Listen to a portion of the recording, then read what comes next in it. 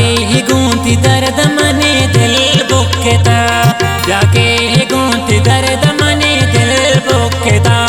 दोषी गूंथी आयाला सब सोब डुकता दोषी गूंथी आयाला सब सोब डुकता जाके गूंथी दर्द मने दिल बुकता। ए गाने शायरी गुमन शबारे ना आज अब्दुल अमीर जान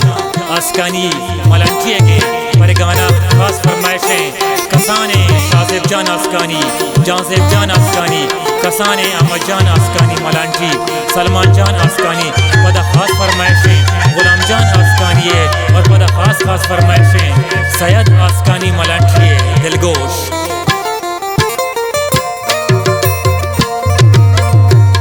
गारे हगा पदा मने में रोज जन्नतें हर चीप गाहे दातो हर कसब मिन्नतें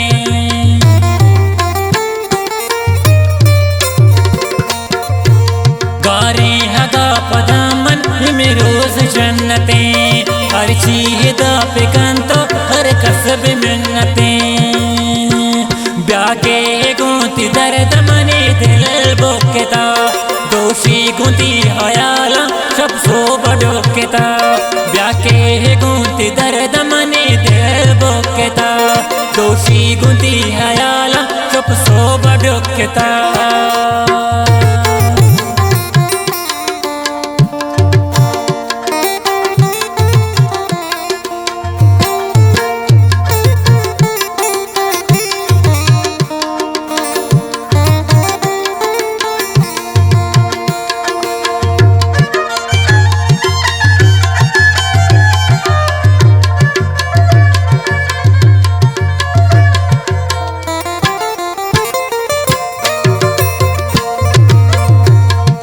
दे तरा मगेंदा चम्मानी अरसला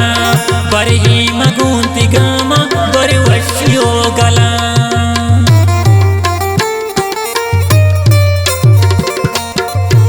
वह दे तरा मगेंदा चम्मानी अरसला बरही गुंती गमाया बर वशियो गला ब्याके गूंथी दर्द मने दिल बुकता दोषी गूंथी हयाला सब सोब डुकता ब्याके गूंथी दर्द मने दिल बुकता दोषी गूंथी हयाला सब सोब डुकता।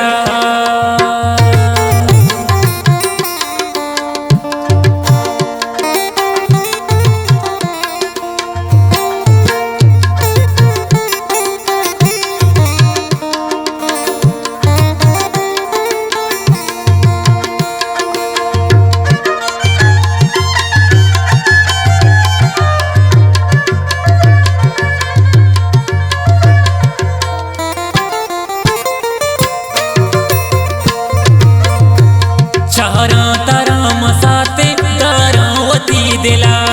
जिंदा का वफा को कायम मंजिला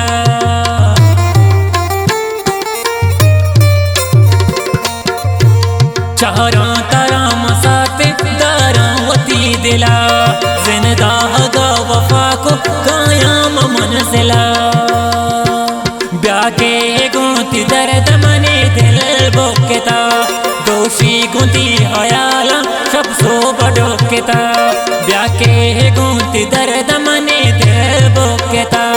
दोषी गूंथी हयाला सब सोब डुकता।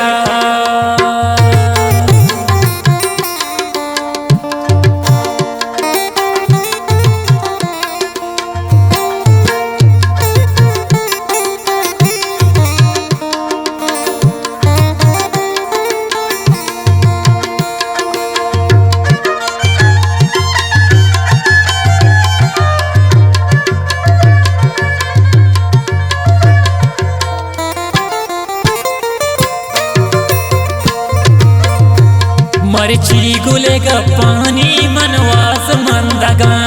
के गोशी अमी चाहे दुनिया याम जिंदगा